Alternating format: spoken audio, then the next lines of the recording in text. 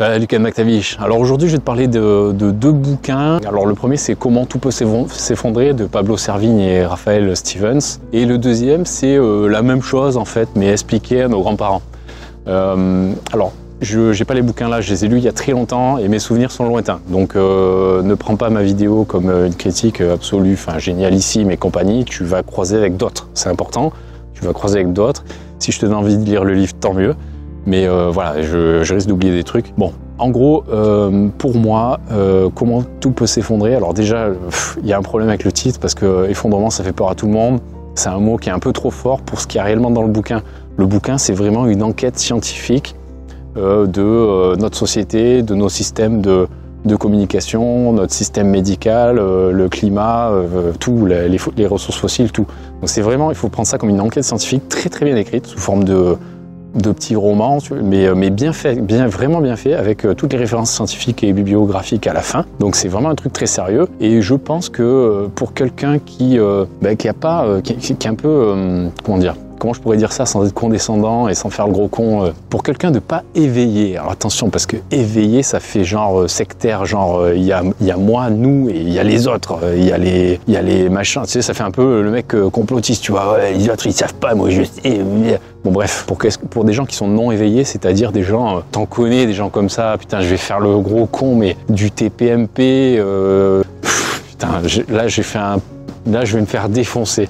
S'il vous plaît, soyez gentils, ne me défoncez pas la gueule. Il y a des gens qui regardent TMP, ils sont très bien. Les gens qui vont au ski à la plage, ils sont très bien. Il n'y a pas de souci. Bref, tu m'as compris, je suis en train de m'enfoncer là. On s'en fout, on passe à autre chose.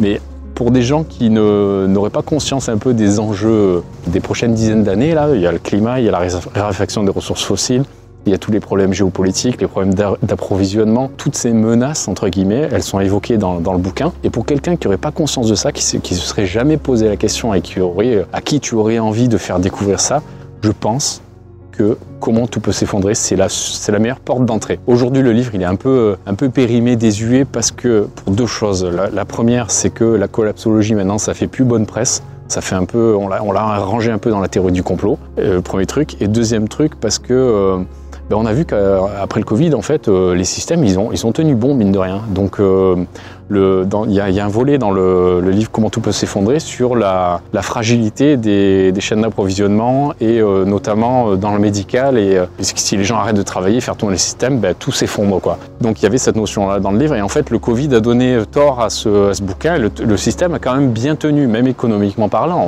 On s'est ultra endetté. Et finalement, le système il tourne toujours plutôt bien. Mais pour tout ce qui est du chiffrage sur les pics pétroliers, sur l'acidification des océans, la fonte des glaciers, enfin tout ce qui est traitement climatique, c'est encore une pépite, quoi. Je veux dire, il traite dans l'ensemble tous les sujets un peu les points chauds. Hein, il parle aussi des boules de rétroaction, ce genre de choses pour le climat. Donc c'est vraiment une bonne porte d'entrée. Le livre, il est pas très gros de mémoire, il fait 200 pages, un truc comme ça. Il se lit super bien, il est écrit en gros assez aéré. Et non, franchement, il y a des petits graphiques et des trucs sympas. Il est vraiment cool. Avant de rentrer dans du Jean Covici, du Aurélien Barraud ou autre, qui sont beaucoup plus spécifiques à une thématique précise, lui, il est plutôt général. Et franchement, il est top. Donc ça, c'est Comment tout peut s'effondrer. Très bien. Un peu difficile. Enfin, il se lit bien, mais technique quand même. C'est un livre technique. Hein. Après, il y a l'autre qui est la même chose. Alors, je ne me rappelle plus du titre. C'est Comment tout peut s'effondrer, mais expliqué à nos grands-parents, je crois, le titre. Je crois que c'est ça, ouais. Et en fait, c'est la même chose. C'est le même bouquin, sauf qu'en fait, c'est un jeu de dialogue entre les générations d'avant, les boomers, on appelle, les boomers, quoi, et la génération actuelle qui a conscience des problèmes et des problématiques et des enjeux.